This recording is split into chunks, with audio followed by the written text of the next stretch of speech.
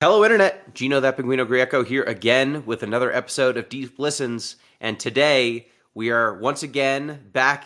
It is that time of the day. It is amateur hour. It is football time. We tried a sports variety show, and you, the audience, spoke and said, no, we like it when it's football or basketball, and we know which one it is instead of a variety show. So we're back at it, doing it in the regular amateur hour format, which means I am joined by Adam Borgmaster Redacted. Yes, hello. Sports, but not sports. Just the one sport. There's only one sport. Only one sport. Don't be Just one scared. sport. Only one sport. And Tyler Grav Redacted. Hello, Tyler. Back by popular demand. They, at the very least, have not said they don't want it. And that's all we can really say Has for anyone sure. said anything about this show? Like, have there been emails? No, not really. But maybe today, maybe this episode will be the episode where we get an email about the show. Yeah. Hey, Adam, that's your clue to be more edgy. Okay. Oh, so like we're not gonna get stalkers. And yeah, we're not big enough to get stalkers at this point. Hopefully not. I would hate to find out that we have stalkers. I don't want stalkers. I don't want to be that big. So today we're going to check in. It's been about a month since the last time we did, so we'll see how all of our teams are doing. We'll see what the news in the NFL is like. We'll see what the models are. They still doing well? Are they not? And we'll bounce around. But before we do so, reminder: you can get in touch with the show at Deep Listens Podcast at gmail.com. That is our email address. deeplistens.libsyn.com. That is the website you can find this podcast. We have comment sections there. And deeplistenspodcast.bluesky.social. That is our social media account. And you can also support the show on patreon.com/deeplistens. At the $1 tier, you get access to our Discord. At the $3 tier, you get access to the OG Songcast. This is an anime podcast that we release roughly once a month. Coming up next is Planets, which I'm told is an anime that exists. I don't believe that at all. I know it.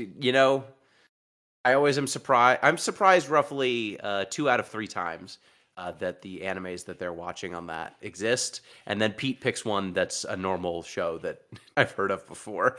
But yeah. So without further ado, what major news do we have in the NFL, in the football world? Which news do you want to hit on first? There's the injuries, I guess. Oh yeah. We get into not as injury prone as 2023, I think, but it's getting close. So yeah, because Burrow's hurt again. Lamar's gone. Purdy's in and out every couple of weeks. JJ McCarthy is still just gone.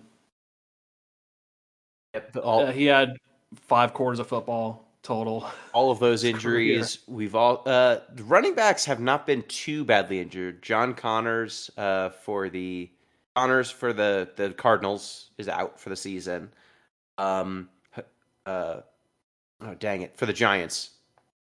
Not Hakeem Nicks. I was going to say Hakeem Nicks. I'm like, that's their old number 1 wide receiver. Malik Neighbors is out for the season. Any other major out? I know CeeDee Lamb is back. But he was hurt. Trey Benson is hurt right now, but he will come back off of IR. Brock Bowers is hurt and has been week to week for the last 3-4 weeks.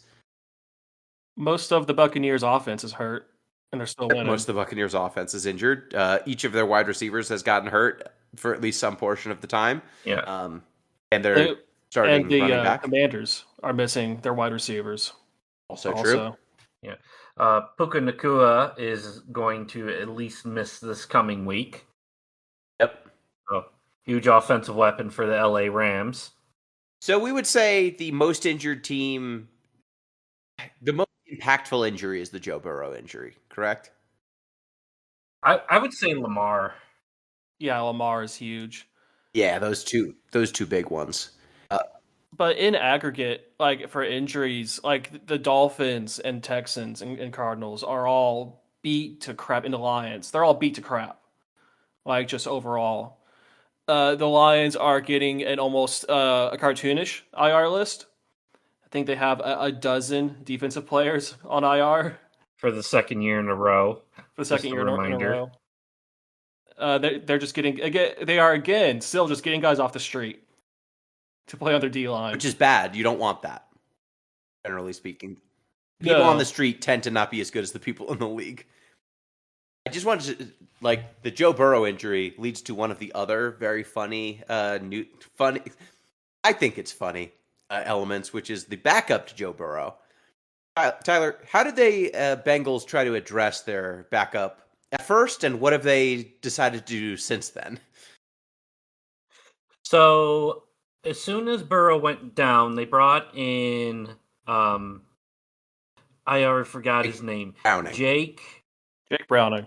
Jake Browning, who his girlfriend was more famous than him from like a single Twitter post. So he's been benched, and about what was it, 2 weeks ago, the Cincinnati Bengals traded with in-division rival Cleveland Browns for Joe Flacco. And the Browns are their own drama. Yeah. Themselves. And to add to the hilarity, this past Thursday night, it was Pittsburgh Steelers playing the Cincinnati Bengals, and Joe Flacco had one of those nights where he just looked sharp. I think he got a good night's sleep of 10 hours, woke up, had his old man breakfast, read his newspaper, smoked his corn pipe, and it's like, yeah, I'll just revert back to MVP-ish status for at least one more game. He regressed 10 years back to when he was elite for a game, which he does every once in a while. Yeah. Every once in a while being the key thing. Yeah, I mean, I think Joe Flacco getting to play with Jamar Chase and T. Higgins, he can just throw a jump ball to a good wide receiver on time and on target. You know, like I don't think he makes your offense demonstrably better than the pieces around him. But if you're going to give him a stacked offense like Joe Burrow had, he's not incompetent like Jake Browning. You know, he throws largely accurate passes on time, on target. He doesn't necessarily force throws into terrible tight windows. Like Jake Browning was incompetent. He dragged down the best wide receiving core in the NFL through sheer incompetence. Joe Flacco at least will keep the offense running and get you what you're paying everyone else for. Agreed. I mean, you get the ball to Jamar Chase, he can do miraculous things with it. Did either of you watch the game between the Bengals and the Steelers? Yeah, we watched it. There was one play where Jamar Chase got a pass, he bobbled it, maybe like 3 or 4 times, caught it, and then had the presence of mind to spin move a defender and still get an extra 2 yards out of the play. And I can't imagine missing a catch, juggling it, having my eye on that, and then after securing the catch, still having the presence of mind to do a move, to avoid a tackle. And he does that sort of shit all the time. It's wild. Yeah, it's definitely elite level talent. It's kind of a shame that it's been squandered a little bit in Cincinnati with a Joe Burrow that's hurt every other year. Mm-hmm. So hopefully one day he'll, be onto a franchise and get a ring, or so hoping for the best for him. Yeah, but it's very funny that the Cleveland Browns probably saved the Bengals season. At least they made the Bengals season more interesting. Yeah. And they traded so that they could free up a spot for one of their three other quarterbacks of dubious quality. Yeah. And honestly, the Bengals only giving up 1 round worth of equity. They traded a 5th round pick for a 6th round pick for the privilege of getting Joe Flacco. Honestly, seems like a decent cost. It's not like they spent a high pick to get a backup. I completely agree. I mean, Mike Tomlin was not happy with the trade. He kind of called shenanigans during his press conference. But the team went into the season with 5 different quarterbacks. The Cleveland Browns were not heavily invested in Joe Flacco. No. So shipping them off, even if it's to a in-division rival, just makes sense to me. Sure. And another quarterback bit of news that I think has happened since we last recorded is Jackson Dart has taken over for the New York Football Giants. Do we want to get into our teams? teams, and you go first? I think so. That's a segue, baby. Welcome to the biz. The New York Football Giants have a new quarterback, Jackson Dart, who is he's exciting. He seems like a lunatic in a almost like Josh Allen-esque way. He doesn't seem to be afraid of taking hits, which is cool for now while he's not hurt. I'm sure the second he gets hurt, I'll be mad about it. But for right now, it's fun being a dude who's like 6'4" and huge, just put his shoulder into dudes if he wants the extra yard. Especially after watching so many other quarterbacks, like watching Jalen Hurts and stuff slide to protect their bodies, and then Jackson Dart is just out here running around like a madman. It's him and the rookie running back, Scatabo. Yes, Cam Scatabo. Cam Scatabo is a lunatic of the highest order. The stuff that's been posted in our Discord about Cam Scatabo. He's an actual idiot. He's an actual idiot. I saw another one that was like, yeah, Cam used to put on his brother's shoulder pads when he was a kid, and he would practice tackling a light post. I don't think I've seen a player want the contact quite as much as Cam Scatabo does. He doesn't seem to realize he's allowed to evade tacklers. He simply wants to go through them, which it's very endearing. I don't know how long his career is going to be playing that way. But look, if he's a single-use running back, that's fine, I guess. You know, running backs don't have to last forever. Boy, is it fun for now. Yeah, I mean, between watching Cam Scatabo run the ball and the husk that is Devin Singletary, I would just give it to Scatabo every single time. And Tyrone Tracy's been hurt. He should be back and take the number 2 job. Yeah, the Giants are frisky and fun. Hey, you both laughed at me. Haha, you said, when I, at the beginning of the season, was like the Giants could be fun and frisky. And look at us now. Huh? Yeah, those 2 rookies are going to do well enough before they're injured to get the Giants out of the top of the draft.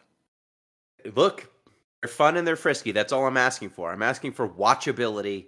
I know that for, tanking purposes, it would probably be better if the Giants sucked.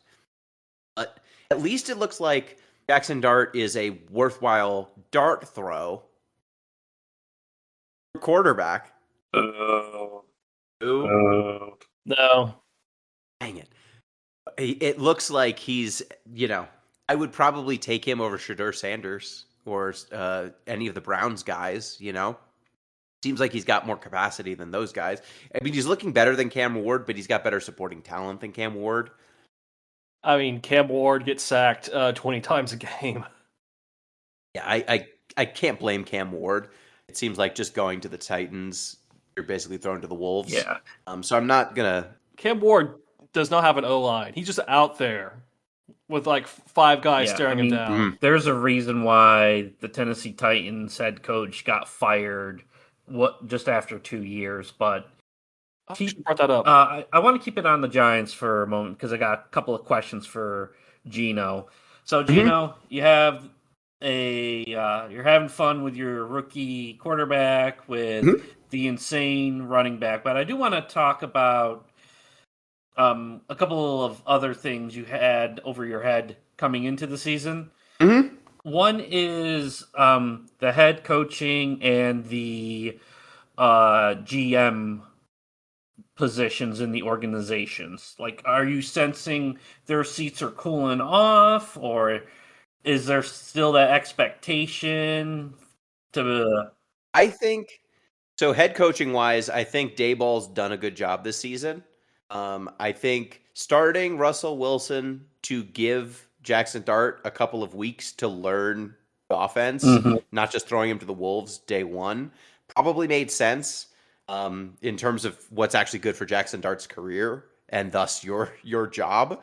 Now, obviously, Russell Wilson was cooked, and he should not have played football this year. But Yeah. you probably needed someone. Like I think you probably should have started Russ or Jameis Winston first before you put Jackson Dart in. So I think that was properly handled. Put in a punching bag for a couple of weeks and let Jackson Dart learn the offense, and then turn it over to him. I think that they've gotten a good amount out of their offense, considering they still, they lost their number one wide receiver. They still have some youth at tight end. And they're rebuilding their offensive line still. It's a lot safer than it was when Daniel Jones was there, but it's not perfect. It's not like they have a great line yet. And their defense is hit or miss. So I think Dable's seat's probably cooling down, but there's still plenty of football left to play. If things we are at the highest vibes possible right now when we're recording. Like the Giants just beat the Philadelphia Eagles last week. It was a great game. It was that was a a great real game. fun game for the Giants to win. Vibes are high. He could still lose his job by the end of the season, but I feel like right now it's the safest it's been in 2-3 years. On the GM side, I mean, if trading up for Dart works out, he probably saved his job, right? Like that was the single biggest decision he made recently, and he made the right call there. Potentially, if this comes out feeling like the right call, he might have saved his job. I don't feel like the Giants have had giant stinkers on their picks recently. At least, I guess the worst thing they did was giving Daniel Jones the contract they gave him, but they undid that because football contracts are fake money. Yeah, agreed. So, in terms of your expectations in the division, Eagles are. I will say, I feel like they could have been better. Like, I don't think that either one of these people are safe right now. Okay. I think they can save their jobs if the season keeps going okay. But I don't think that they're both exemplary to the level where they're beyond scrutiny or anything. Okay. So, in terms of your expectations in the division, Eagles don't look as dominant. Commanders are sputtering. Cowboys are just a mess. Cowboys are a Where do fantasy you football scam right now. Where do you think the Giants end up at the end of the season? Probably third or fourth. Like they might be able to be in front of the Commanders or the Cowboys because both of those teams are pretty wounded in one way or another. Like the Cowboys are fundamentally flawed. Commanders have just had injury problems. And because the Giants have an easier schedule than those teams, they might end up slightly higher in rankings than them. But I would have a hard time seeing them come into second or first, I think the Eagles aren't getting caught. Okay.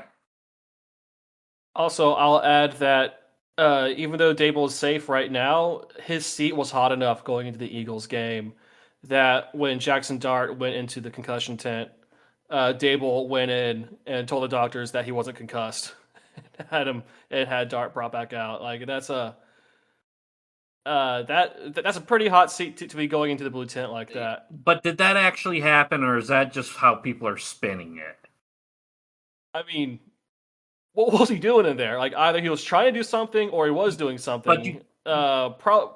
Probably only just trying. He was but he was not happy on the sidelines. He even tried to while do something. Jackson Dart was in the tent. Shows how hot that seat is. Yeah, but my point is, like the people that are doing those concussion evaluations aren't on the New York Giants staff. They're being paid by the NFL, so it's not like Dable could just threaten. No. But I think job, the point is just that Dable was looking left, looking right, looking behind his back, just like please God, Jackson Dart, come in and close this game out. Which is not the maneuvers of someone who's confident that they could survive a loss. Yeah. Okay. Dart does seem injury prone. I would be surprised if he can.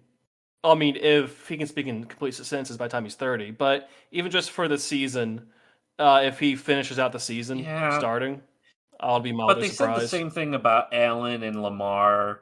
Like, if he can develop his arm talent over time, he'll be running less and less. And he also has more touch on his passes than the other guys who were also playing for the Giants. So, like, I think it's a no-brainer he starts. Hopefully, he just figures out when to slide and when to run out of bounds a little bit more because it's fun to watch him run over cornerbacks right now. But one of these days, he's going to get held up by a cornerback, and then a linebacker comes and ruins his whole life. So, hopefully, that Yeah. doesn't happen. But we'll see. The Giants are in a fun place. They're watchable for the first time in a couple of years, so I am happy about that. Um, my team is having a pretty fun time while kind of being mediocre. Tyler, how are you feeling about your team being in a kind of like weirdly they're weirdly closer in the standings than I feel they should be? How are you feeling? I'm not like in panic mode or anything, Gino, if that's what you're asking. Yeah, I'm a little bit disappointed that we're 4-2. I thought we could at least be 5-1, but one thing I've learned over the past 5 years of watching this organization is the Bills just cannot get over their week like 4 to week 10 slump where it's uninspiring football. You're dropping games to teams you shouldn't be, but it's not panic mode yet. I mean, the team is still 4-2. Um, we're going into our bye week, so we should be well rested and healed up for when we play the Carolina Panthers in 2 weeks. The defense has looked uninspiring, but when I look at their like average opponent score, it's not abysmal. Like if you throw out, well, even if you leave in the Baltimore game, Gino, they're still like middle of the league in terms of opponent score. So my in-season model thinks the Bills belong where they are right now with 4 wins, 2 losses. One thing that has me a little concerned is the forecasted wins for the team is only at 10. Going into the season, I was saying this team should be like 14-3. So that's not looking real good right now. But I much rather have the organization slump now versus later on in the season. as per For usual. yeah, yeah, and because we still have the trade deadline to go out and address one of our issues, right? We have the time to go out and either try to pick up another wide receiver that can act as a pseudo number one, or we can try to go out and get some help at corner or at safety, or even the linebacker position, if I'm being honest. So, I mean, the vibes aren't great right now in Buffalo, but it's not panic mode. Well, on the opposite end of the spectrum, um, Adam, how do they keep getting away with it? How do the Steelers keep getting away with it? We get away with it sometimes, as you saw, as everyone saw on Thursday. The So Aaron Rodgers can still throw the ball, which is good, which is what you want. We have the offensive pieces to have a competent offense. DK, Janu, we have receivers. We have at least one good running back, probably two workable running backs. We have Pat Freiermuth and tight end who can score. Isn't the brightest bulb in the batch apparently, as we saw on Thursday, but he can do things. So we have the offense needed to get into these one score games. But they're one score games because our defense is shit. Absolute dog shit defense is what we have in Pittsburgh. One like bottom 5 defense in the league. It's embarrassing. They're overpaid, they're old. I didn't even know Watt was even in the game on Thursday until like the end of the fourth quarter because just not doing anything. Any of these guys, not stopping the run, not covering elite receivers like the way you should. they're allowing enough points to make all these games 1-point games, like 1-score games. And when that happens, you either win or you lose. So we saw with the Bengals, that came down to the very end. And like these bad teams are playing like Vikings and Patriots. Those are also coming down to 1 score. Jets came down to 1 score. Like when we look at like the most competent team we've played, the Seahawks in week 2, that was an embarrassing game for us. Mm-hmm. So it doesn't feel great in Steelers country. Even though we're at the top of the AFC North because it's a fake division this year, full of fake teams that have hurt quarterbacks, I would say. Fake teams that have never been good. They're all frauds. Teams that have hurt quarterbacks and the Browns who have taken the radical stance to have no quarterback. They're all frauds. They're all fraudulent teams in the AFC North. So the Steelers are naturally at the top. So because they're the only real football team. Tyler, of these teams, do you expect the Steelers to maintain first place? Do you expect the Ravens or the Bengals to chase them down from behind? Which do you expect more? All right. Hang on, flipping a few filters. And I'll say from my math, the Steelers are going to be a 9 or 10 win team this year. My model right now has the the Pittsburgh Steelers finishing the season with 9 wins. And believe it or not, Gino, that is good enough to win them the division. Ravens are forecasted at 6, Bengals at 4, and Browns at 3. So apparently being mediocre is good enough in the AFC North. At least for this year. Okay, congratulations as a lifelong Steelers fan, which we all know, Adam. Yep. For picking such a good team to love forever for your whole life. It's really hard to be a Steelers fan because it's the same shit every year. You're cursed with the best coach in the NFL. Cursed with a coach that can drag any assemblage of whatever to 9-8. And then just stuck in purgatory. This is a team in purgatory, and we just happen to be in a division filled with frauds. Mike Tomlin is fascinating because when you have him as your head coach, your floor is so high, but the ceiling is so low. It's like you're living in a crawl space of a house that's like up on stilts. And I'm sorry for the terrible analogy, but I could not think of anything better in the moment. Fair enough. So let's look at the divisions right now. We've kind of done a little AFC North review right there, right? Steelers up top, Bengals, Ravens, Browns, all with quarterback hell. Browns of their own making, but Bengals and Ravens due to injuries. I think the interesting thing to keep an eye on there is just what happens now that the Bengals have a new quarterback in Joe Flacco, and what happens when Lamar gets back next week for the Ravens. Because if the Ravens are going to go on a run, they need to do it now. They need to start winning a lot of games. Their offense, when Lamar was healthy, looked really good. So it is possible for them to start going on a run. Yeah. Especially if Lamar Jackson plays at MVP levels. So that'll be interesting to watch. It should at least be fun to watch. Or they just die, and then we probably end up with a coach getting fired.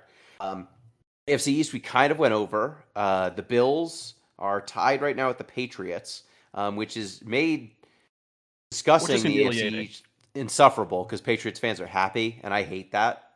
It's terrible. Why would you do this, Tyler? I'm holding you personally responsible. I mean, crazy shit happens all the time in the NFL, but, I don't expect us to be in the same place in another 4 weeks when we do this again. Bills are having their midseason struggles. Patriots got a good win over the Bills by a field goal. Jets are just in absolute hell right now. They're 0-6. There's already talk of getting Aaron Glenn fired. I don't think that's going to manifest in only 1 year. And Justin Fields looks somehow worse than he did was at the Chicago Bears. And finally, See, go ahead, Gino. the Jets should probably have a win or two. They have had some bad luck on some of these losses. Um, Yeah, like they should be yeah, 2-4 they've right Yes. lost a now. bunch of games by one score. Yes. I don't think Justin Fields against the Broncos looked the worst maybe a quarterback's ever looked. Um, it was really bad. But the Jets as a team are punching below their weight right now. The Dolphins, however, at 1-5, Mike McDaniel's probably gets fired soon, and Tua is probably not long for starting as an NFL quarterback, right? I mean, there's rumors all over the place about teams inquiring about Waddle, Achan, We Jalen didn't discuss Phillips. Tyreek Hill is out for the season. We didn't say that up top. Yeah, Oh yeah. yeah. He's injured. And what was even worse is there was talk about trading him back to Kansas City. So Miami's not going to get anything for him this year, and he's probably done in Miami. Yep. But yeah, the great Miami experiment is over with. I think here in the next couple of weeks, you're going to see them selling off their most valuable pieces, and the tank is going to start. In terms of the head coach and GM position, I think they're probably going to make it to the off season and both get fired. I don't see the point of firing them mid-season just to bring in like an interim coach who's going to try to win you football games. I say you just let them both go down with the ship. Yeah. Tua is the sort of guy that I don't. It's hard to fathom building around a left-handed quarterback who's not elite, right? Like you have to. For people who don't know, left tackle and right tackle, which are the two ends of your offensive line, the two people on either far left side or far right side of your offensive line, like getting people who are really good at dropping back, set to the left or set to the right, like that's a really specialized skill. Um, People who play left tackle, it tends to be your best lineman. It's the best lineman of most places because most quarterbacks are right-handed. Tua, because he is left-handed, it means that your best tackle has to be on the other side. And they don't they drill the drop back since they are very young, a very specific way. And so it just like flips your technique around and it flips what sorts of players you want. Like building around a player who necessitates that your line you can't just plug and play players from around the league. It seems to me like it's a lot of effort for someone who right now is, I don't know, the 20th best quarterback in the NFL, if that, right? He's probably done as a starter. There just aren't very many Yeah. left-handed quarterbacks to begin with. And if you're going to go to the trouble of having one, they'd better be great. I mean, I think if you bring in a new head coach and a new GM in the offseason, they're going to want their guy. I think you see Tua get at least one more shot at, with some bottom feeder. But this Miami roster just has deteriorated over the past several years. Kind of the offense Mike McDaniel was running with all the heavy motion, pre-snap motion, that got figured out. And really, if you take away Tua's first read, is him getting to his second, third, and fourth read, you just don't have to really worry about him doing that. I mean, he just wants to throw it to a spot on the field and let his wide receivers run with it. And if that's not bad enough, I have Miami's defense as the second worst team in terms of EPA per play. So any team, Behind with only the Titans lower than them, the only team that's or the Cowboys. it's the Cowboys. Okay. Titans are actually better than both those teams in terms of defensive Okay. EPA. Okay, because those are like the three worst defenses right now. I'm pretty sure. Am I right on those three being the worst? I have it as Cowboys, Dolphins, Ravens. Okay. Bears, Panthers also should be down there. Saints, all those teams are awful. So let's bounce down to the AFC South, where I think you both have to apologize to Daniel Jones. The best division in the AFC, apparently. Apparently. The AFC South. Daniel Jones was given a home on a team that apparently had all the pieces it needed. You're saying a lot of words, but Yes. not sorry. I won't say sorry. I will just say like congratulations, like on your new home. Like if I ever get a chance to interview Danny Dimes, would be like, hey man, when you were in New York, like were you like just like dogging it and trying to get out of there, or He's spending a lot of time running for his life. Hey, more than one thing can be true at a time. Hey, they made the playoffs that one time when Saquon was tearing it up and their line wasn't the worst thing in the world. And then for the other seasons, the line was largely awful. He was just running for his life. But, Indy is definitely a feel-good story. It's going from zero to hero. My model has them finishing the season with 13 wins, and it feels as though Indy is worthy of those 5 wins as a win above expected at 0. So they're a legit offense. They have a legit defense.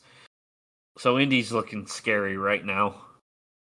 Yeah, Indy, and also we should also apologize to the Jags. They have the same record as the Bills. A lot of teams do. Turns out because I said before they have the pieces. They just have to figure out how to use them, and they're getting closer to figuring out how to use them. Like probably Trevor Lawrence is the problem on that team. If we're being honest. Before we go to the Jags, I just wanted to check, Adam, do you want to be the more magnanimous, handsome, generous person and apologize to Daniel Jones? If Danny Dimes wins MVP this year, I will apologize to him. Okay, we have 2 people taking the low road.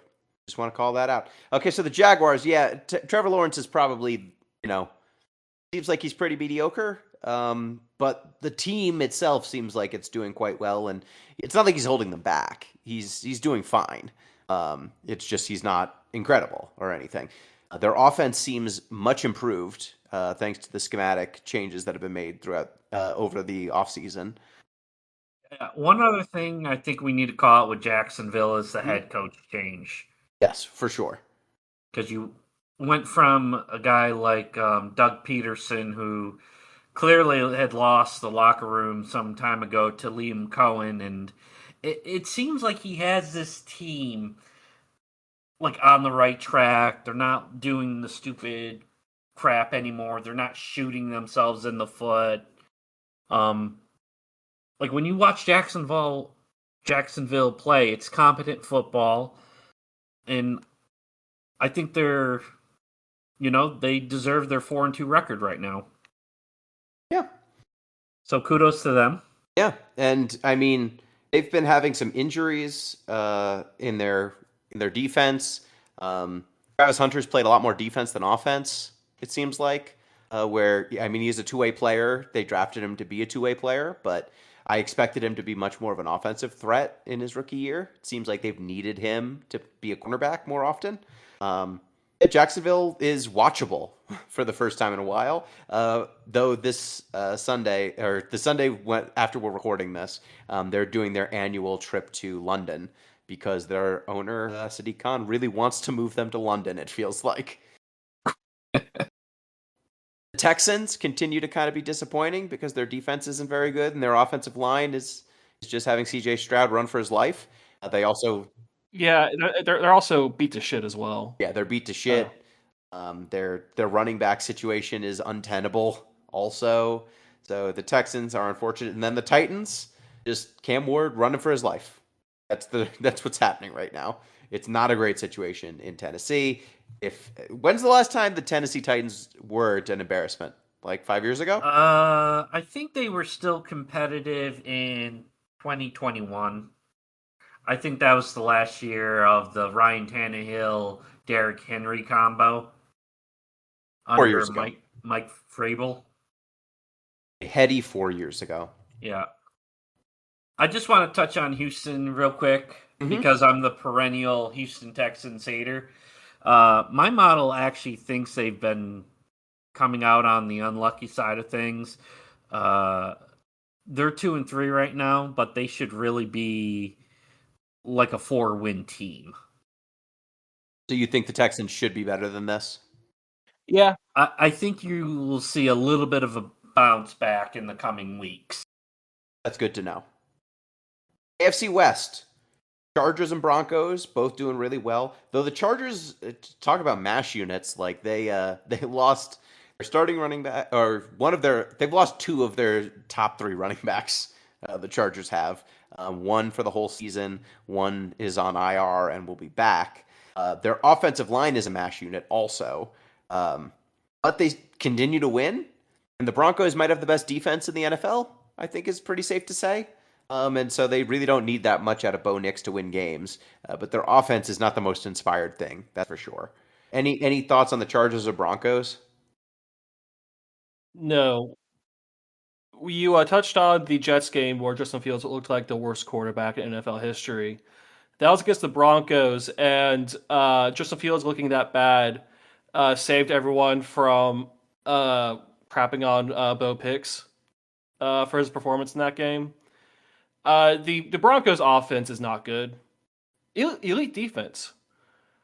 But they're being carried by just how few points allowed. Yeah.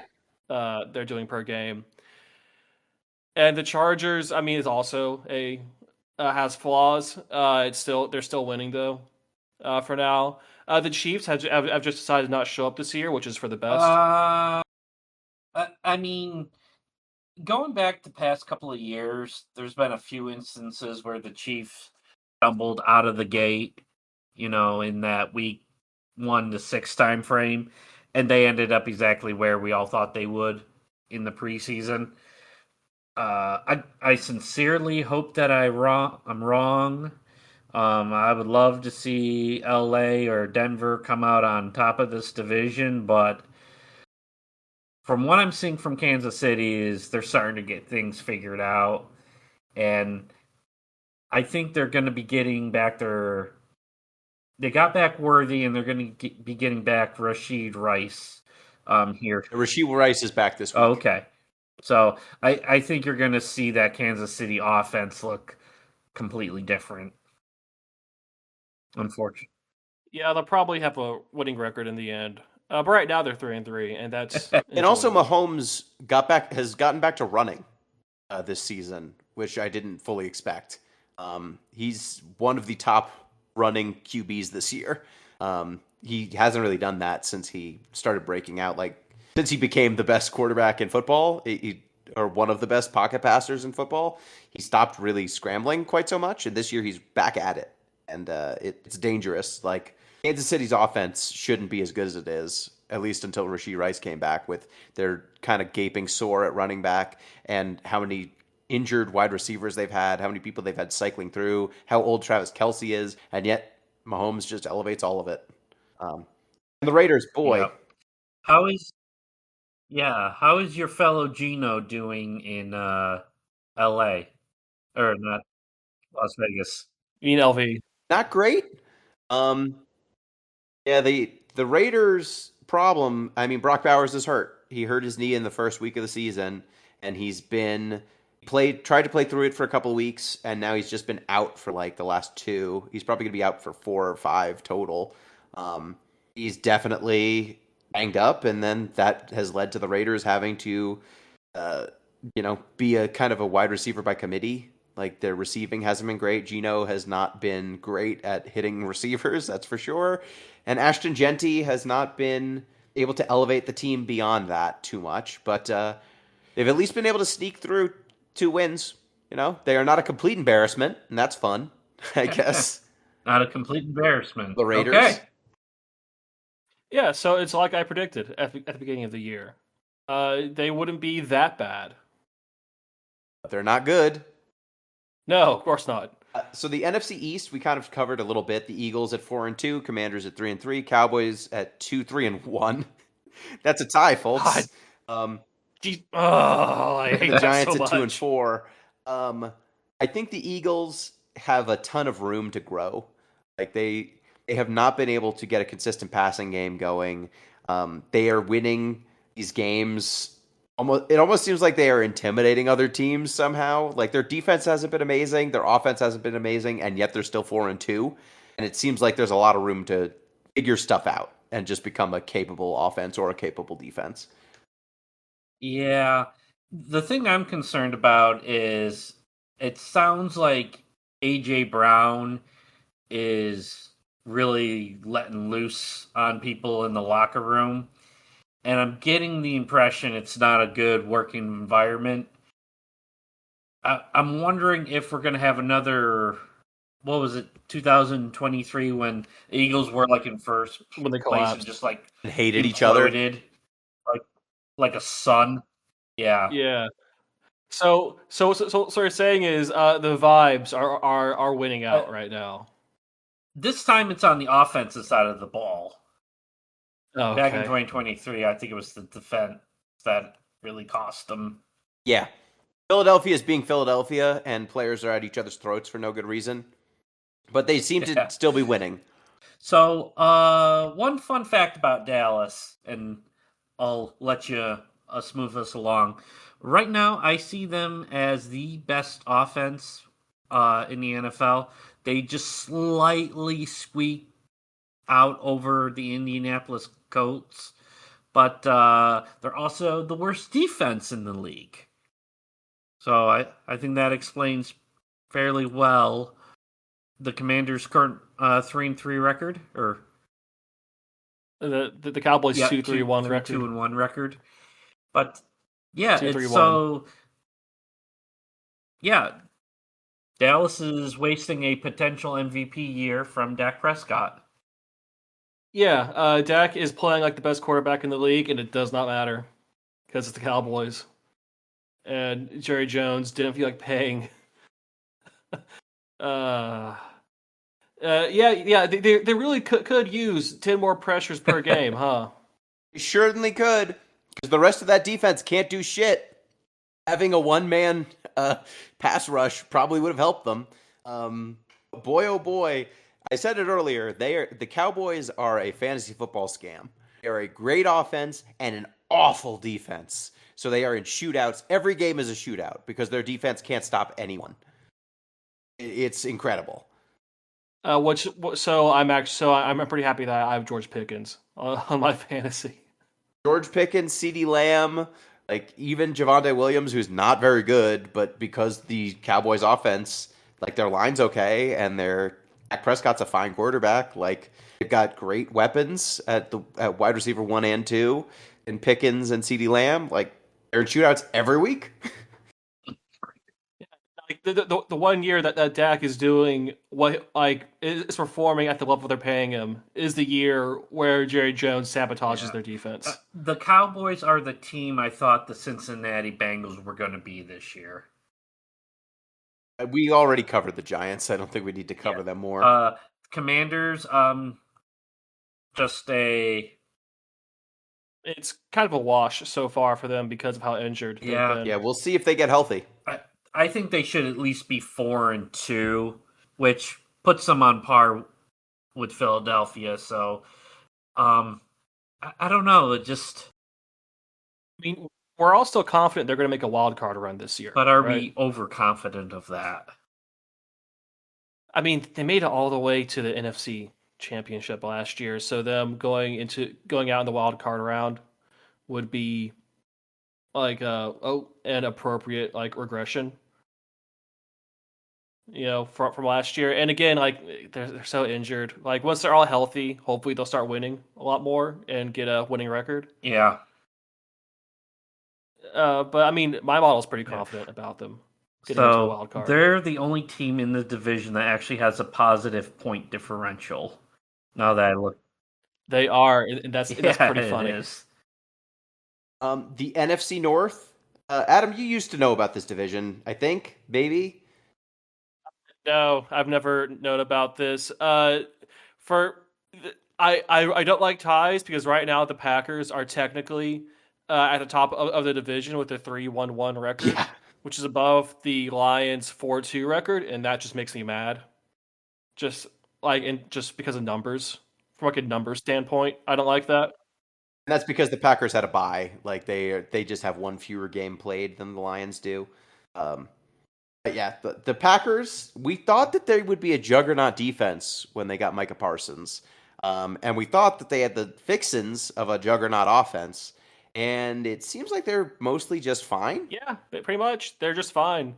I mean, I was never too high on their offense, but I thought they would have the best defense in the league. And no, they just have a good Yeah. defense. I, Not the I best. mean, they It's good came though. out week 1 and absolutely smoked the Detroit Lions. And then since then, it just looks like they're stuck in low gear. I think this team has the potential to really catch on fire the later half of this season. But for all the reasons that you've mentioned, I'm not overly confident about that happening. It should happen, but I'm not confident it will happen. And then the Lions continue to be the best team in that division, despite being what the most injured team in the league. Yeah, I mean, Our offense is still good, despite Jared Goff being not especially good as a quarterback. Like he's fine. He's just not amazing. They just have so many elite weapons Yep. on offense. Yep. They have a top tier kicker in Jake Bates. you have a kicker that kicks in the dome. A top tier kicker in Jake Bates. Would have been nice if the Lions got a better, like an elite quarterback. I know that it's probably unlikely because they are doing a-okay with Jared Goff, but Or a functioning yeah, defense. well, the functioning defense. It seems like you put on a Lions jersey and someone explodes your knee like instantaneously. It has to be the stadium, right? It's not a good stadium, Ford Field. Like they have allowed like among some of the most points, like not the most, but they're like up there in points allowed. But they're also like up there in points for as well. Uh, so so they're still winning games. I think they have the second highest points for of any team in the league right now, right behind the I Colts. can fact check that. So team score. Yeah. So Indianapolis is at 194. Detroit's at 191. Cowboys 178. Bills 167. Yeah, so and like Trey, truly elite offense. Like is Dan Campbell going around and just like beating the crap out of their like defensive linemen? He's out there biting kneecaps. Yeah, he's out there biting everyone's kneecaps, and no one can stop him because it's Dan Campbell. Coach, Like, you're not supposed to do that to our own players. Do we have anything to say about the Vikings or the Bears? Like the Bears. Vikings have had quarterback injury issues. They also Aaron Jones has been hurt. They seem okay. Jordan Addison is back from suspension. Justin Jefferson is still Justin Jefferson. Is very good. But they've just 3 wins seems like a lot. 3 wins. Yeah, I didn't expect them to have 3 wins. Honestly, or the Bears to have 3 wins either. But I guess that's what the Pope does for you. Yeah. So the funny thing is Minnesota and Chicago have the exact same record, but their point differential skew in completely different directions. My model is thinking Minnesota actually finishes the season with 11 wins, and Chicago is just going to finish with 7. That's severe. It seems with you have Carson Wentz playing for the Minnesota Vikings. I just don't see how they finish at 11 wins with Detroit and Green Bay. It seems unfathomable, but right now that's what the model thinks. Yeah, the Bears might end up being the winningest 4th place team in the league by the end of the season. We'll see. I mean, if they're at like 7 or 8 wins, is that really the winningest fourth place team? I mean, if all the other fourth place teams don't have 7 or 8 wins, then technically yes. I don't know. Another thing to call out is last night, Caleb Williams was spotted getting on a limousine with not one, not two, but 3 supermodels. So that's a news flash. For him, I guess. Just the baller lifestyle, I Yeah, suppose. yeah. That's what painting your nails does, actually. The NFC South, Buccaneers at 5-1. Every one of their wide receivers gets hurt. Their running backs are getting hurt, but they keep winning. Yeah, like Baker Mayfield has just found a way to will this team to like all these unfathomable wins. Like it's just Baker and the offensive line by themselves. He has no weapons around him. He has guys blocking for him, and then he figures out how to get yards himself. Yeah, he's out there throwing to the running backs, tight ends, like people in the stands, anybody that can catch a ball, he's throwing it to. Baker But is playing out of his mind. yeah, He's up there with Dak and I guess Danny Dimes and like the best quarterbacks right now. yeah. Although I will say this, as much as I like the Tampa Bay Buccaneers, I like Baker Mayfield, and not just because he's on my fantasy team. My model though doesn't think they're legit. They think the Tampa Bay Buccaneers are more like a 3-win team, which puts them in line with the Carolina Panthers and Atlanta Falcons. So I expect some regression here in the next couple of weeks. Speaking of the Falcons, I mean, a fraudulent 10 wins is a fraudulent 10 wins, which is better than the Falcons can do even when they aren't frauds. do we think the Falcons are legit? Like they won a pretty convincing game last week against the Bills. They're a 9-8 team. They also lost to the Carolina Panthers. They did, which is Wait, so why I ask: Are they any good? All right, so the Falcons lost to the Panthers. The Bills lost to the Falcons. If the Bills beat the Panthers, then you have a circle of parity. Hold rocks, paper, and scissors, a perfect balance. As everything should be. Falcons have one elite running back, one elite wide receiver, and Michael Penix is okay, it seems like, and their defense is actually good. Is the thing, right? Like that's the real surprise is that their defense is good. Their defense is holding them in games. Their point differential is at 0. They've scored 100 points and allowed 100 points. Balance is all things should be. The Panthers, do we have anything? Is Bryce Young going to get benched this year? Do we think? He seems to be figuring out how to make the offense work, how to exist in the offense. They have good running backs. They're doing good on the run. All of those high draft picks they've gotten are starting to work out. So they're fighting for second in the division. Earl McMillan is good. The number 1 wide receiver. Yeah, again, the last few years of high draft picks have helped out. And does anyone have to say anything about the Saints? Fire sale.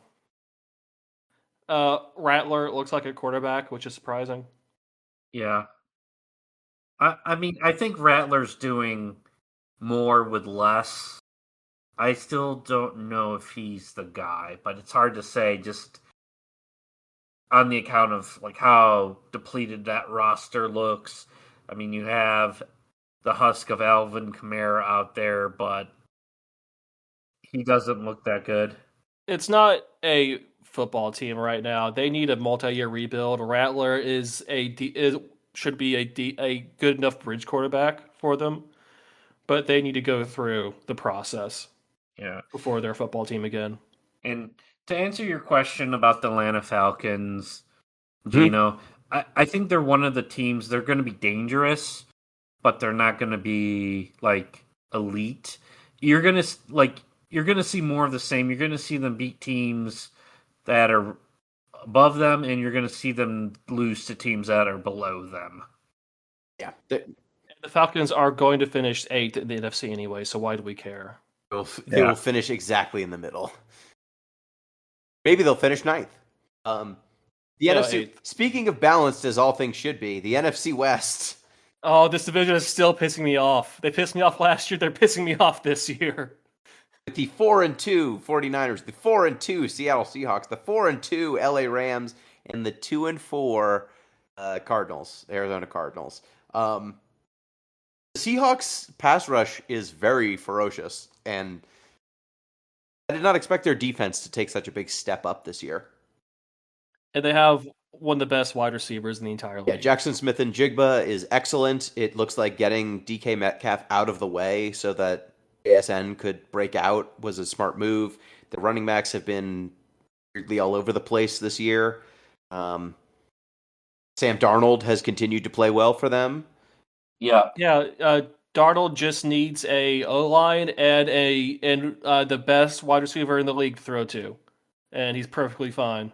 And not have an epic collapse at the end of the season like he did in Minnesota. Well, there's still time. Like basically, Sam Darnold has the exact same situation now as he did last year. Think about that. Which is why I favor the Seahawks to win the division and to get knocked out in the wild card. I mean, they have the highest point differential in the division. The Niners are technically right now first in the division, first of the 4-2s, but they're the only team with a negative point differential. The Cardinals are 2-4 and they have a positive point differential, which I'm not sure how they did that. I mean, have you considered that they are the Arizona Cardinals and they cannot have good things? Yeah, I mean, though it does seem like Kyler Murray was the problem there because Brisket is in. It's Brisket, right? Who's their backup? That's been brought in. Jacoby Brissett. Brissett, yeah. Brisket. Yeah, that guy. Everyone loves Jacoby Brisket. It's delicious. Yes, that is, and I mean, Cardinals have had running back injuries. Marvin Harrison has not proven to be an exceptional wide receiver. He's just merely good so far. Yeah. So it's hard to know what's going to happen there. Their defense is doo-doo. It's still bad, and that really hurts them. Yeah. As the resident Brock Purdy hater, is there anything to the fact that Brock Purdy left and then was replaced by Mac Jones and everything seems like it's fine? It sounds like a Kyle Shanahan offense. Like, if anything, it just says, Trey Lance, what the hell, man? Yeah, if you're Trey Lance and you weren't able to work it out in San Francisco, I mean, I think that says more about you than it does anything else. But, I mean, I think San Francisco has done a good job of keeping pace with their division rivals. I don't know how much longer they're going to be able to keep it up. I think you're going to see them slide into the third in the division. Yeah, I mean, they've just been so hurt, the 49ers. It's unclear to me what's going to happen when they are if they are ever healthy, right? I don't know if they will be. George Kittle's been out. Yeah. Obviously, they haven't gotten. Oh, what is it? He's their actual top wide receiver. Oh, Debo Samuel? No, Debo is on the Commanders. Not Juwan Jennings. Yeah. Brandon Ayuk. Brandon Ayuk hasn't come back yet. Yeah. So, like, if they ever actually had everyone, I don't know what they would look like. They've been getting by without everyone. But it... Yeah, is CMC still hurt? No, he's playing. He's been okay. Like, that team has had their running back healthy, but it's been a mash unit. Like, Ricky Pearsall, their number one pick from a year ago, he hasn't been healthy. They haven't had Ayuk. Like, if they had Ayuk, Kittle, Jennings, and Pearsall, I would be interested to see what happens. But they haven't had those five guys all available at the same time yet this year. The Rams, dang it, they keep doing these freaking zone running teams, the 49ers and the Rams, they just keep churning out wins. It's ridiculous. Yeah, and like Stafford is Is he statuesque? I haven't actually watched many Rams games this year. Has he been statuesque in the pocket, just standing Yes, there and throwing it? pretty much. But Puka's always open, so it doesn't seem to matter. Yeah. Yeah. So Like Puka and Devontae are always open. It's like Joe Flacco throwing to Jamar Chase and T. Higgins. Like if your dudes are always open, you can be statuesque. like this has to be like the last year that they can like keep this going, right? I would think so, but they again keep getting away with it. Yeah.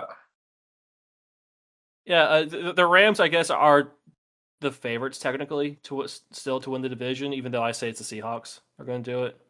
But really, it could be any of these teams because they're going to stay at parity until the last couple of weeks.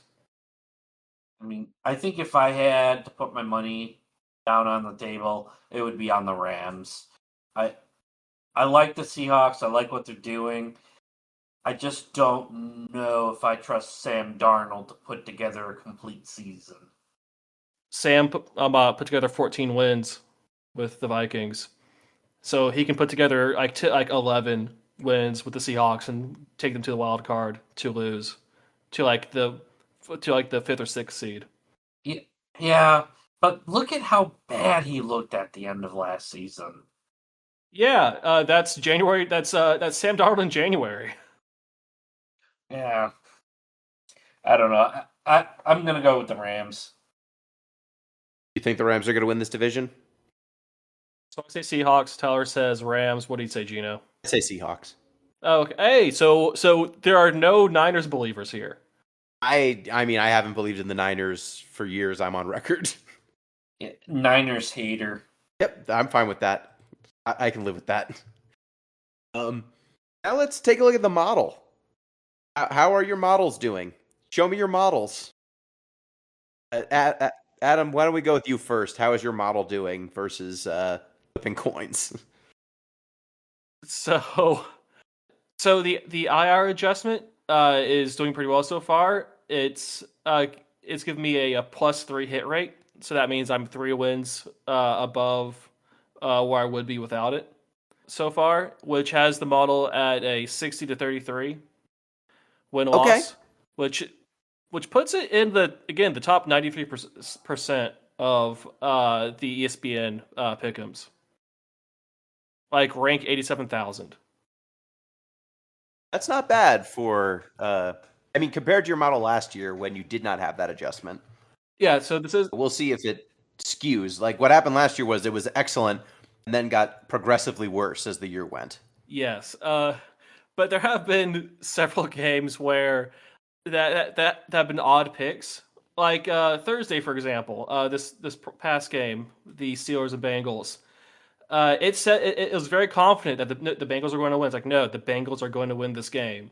It's not coin flip. The Bengals are winning.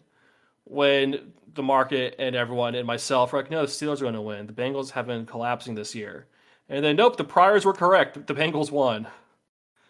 So there's been a lot of cases like that have happened, which is why it's up there in terms of accuracy this year. It's interesting. It's interesting to watch what this gets right and wrong. But it's doing well so far. Is there any trend you can see on what it's getting right that you're not expecting or getting wrong that you're not expecting? Like it sounds like it accurately assessed that the Steelers are not, overwhelming favorites and that the Bengals still are quite talented. Yeah, I went and looked through this. The Colts, Ravens, Broncos, and Commanders are making it look stupid right now. They're not doing what they're supposed to be doing Okay. in terms of which games are winning. In terms of which games they're winning and losing. Basically because no one believed in the Colts and everyone believed in the Ravens. That's kind of screwing your model. And also everyone believed in the Broncos when that offense actually doesn't exist. And the Commanders have been beat to hell like more seriously than the IR list shows. Yeah, so basically the two teams with injured quarterbacks that have taken hits because of it. Because, your model's not it treats all injuries as equal, right? Well, no. So there's an adjustment for just how many names on the IR list, and then there's an additional adjustment for if the starting quarterback is injured. Sure, but I mean the difference between Lamar and backup quarterback X versus the difference between Joe Flacco and Dylan Dylan Gabriel. Like that's not that big of a step down versus Yeah, same thing so with Daniels. there's a lot of room there. So it's not perfect, but hey, it's +3 right now. Great. For the year so far. Nice. So it's good that that's doing well. Tyler, how is your model doing? In terms of the in-season model, Gino, I think I've already hit on the more interesting teams in terms of are they overperforming or underperforming. I did run another model that instead of using like point differential and like ratio of points scored to points allowed, it uses EPA data. And I have to say, it was the biggest waste of time because it, yeah, it's almost like a EPA and points per game track pretty well together. But like when I compared the results to what I'm already getting using points, the differences are negligible. So that was a pretty disappointing exercise on my end. I think I'm just going to trash that model and try to come up with something a little more interesting. So how is your in-season model actually doing? What are the results So looking like? my in-season model doesn't actually do what Adam's doing, like picking, hey, is this team going to win or lose, and then track it. It's purely just trying to forecast Pythagorean wins and wins at the end of the season. So we'll find out as we get further in how well that's We'll doing. find out when the season ends and when results are mathematically impossible. Yep. Yeah, plus and minus for that. All right, so let's look at fantasy now. A quick check-in. Tyler is in first place at 6-0. Yeah, I Way to go, am. Tyler. Despite being outscored by at least one other person in the league on points, I am in fourth place. I'm in a four-way tie in terms of win-loss, but I have the most points by a wide margin of those teams. So I'm in fourth. I'm a playoff team. Heck yeah. And then Barely. Adam is in sixth place. With the same win record. Same win-loss record, but Yes. way fewer points. Yeah, you two really need to pick it up. I mean, you're football panelist hosts for crying out loud. I'm literally carrying this show. Let the record show that my win-loss might be 2-4, but my points put me firmly in fourth place, like by not that much. Yeah. So I should be a playoff team. I should have more wins. Yeah, like by Just like the default. Steelers. I mean, I'm scoring. You can only put up the points you got. Like sometimes you're up against an opponent who just outscores you, and there's not much you can do. But Such as you with Braden this week, it looks like. entirely possible. I mean, I might lose this week because Braden's team, he just had multiple players involved in the Thursday night game, which tends to be a way to overperform. Is just have players who play Thursday because everyone's on low rest, so those games are always weird outcomes. So, not to change the subject, but I've actually felt like the Thursday night games have been much better this year. They're more fun. I don't like they're high scoring. Yeah, like they're not like 17-10 games with like 4 turnovers and a million punts. I feel like when I turn on Thursday night football, I'm entertained. I'm happy. Well, I'm not because I wanted to punt the ball back and forth forever. You hate when things happen. Yes. Nothing should ever happen. But at the very least, look, with fantasy football, it's about making the playoffs more than anything else. So as long as it stays on its current trajectory and I make the playoffs, I like my odds. Yeah, that fourth place is going to get traded between you, me, Braden, and Doyle until like the last few weeks, probably. Yeah. Entirely possible. That fourth place spot is just the right to get blown out by the Gingerbread Men in week 1 of the playoffs. Let's be honest. These colors don't run. Be an I'm honor. unscared. All right. Well, You will be.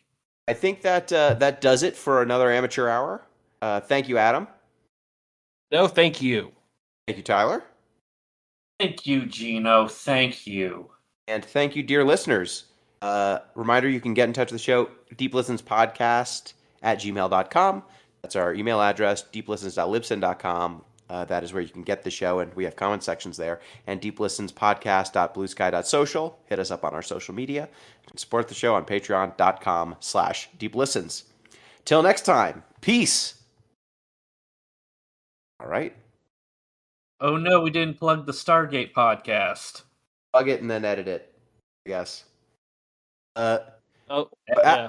Adam, that's your baby. Adam, did you have That's anything you fine. want to plug? Oh yeah. Make sure to listen to Cherries of the Pods, the Stargate Watch Along podcast, on the same channel every other Tuesday when it's not a sports show.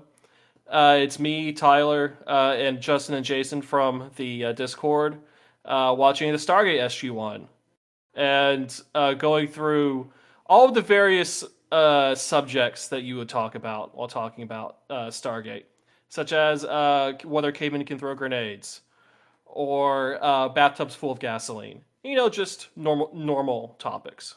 Normal topics that we all talk about frequently. All right, there you go.